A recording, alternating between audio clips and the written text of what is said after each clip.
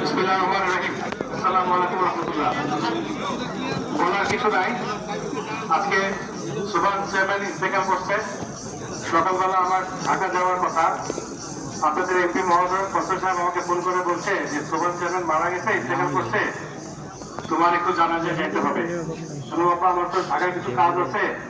উনি আমার কথাটা না শুনে খালি এতটুকু বলছেন, যত দেরি হোক না কেন তুমি জানাতে অ্যাটেন্ড করে জানতে হাজিরা দিয়ে দোয়া করে ওটাকে শেষ দিতে জানায়, তারপর তুমি ঢাকা আসবা।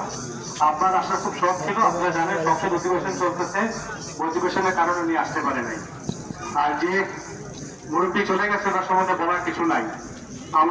আমার আব্বার অত্যন্ত ঘনিষ্ঠ, বিশ্বাস ভাজন, সম্মানী একজন ব্যক্তি ছিলেন। এই এলাকা নিয়ে স্বপ্ন দেখতে আমার আব্বা একজন কান্ডারি ছিলেন। উনি অনেক কঠিন সময়, কঠিন জায়গাটা থেকে আমার আপনার পাশে থাকতে আমি ছোটবেলা থেকে দেখে বড় হয়েছি।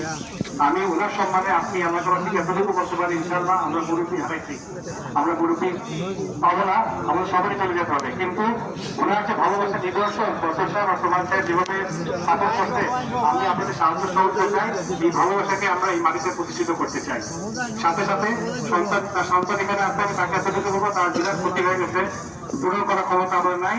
তাকে আমি সকলের সামনে আমি নির্দেশে আদেশ করবো যে আমি তোমার ভাই হিসেবে তোমার কাছে যে কোনো প্রয়োজনে যে কোনো ভাবে তোমরা আমার পাশে থাকবা। যেভাবে আমার বাবা সবার সাহেব কিন্তু চলাচলা করছে, আমি তোমাকে নিয়ে চলবো।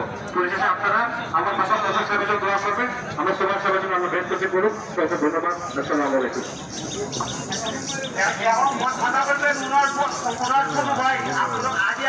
আগে আগ্রহ দেন, হ্যাঁ, ভাই আব্দুর রহমান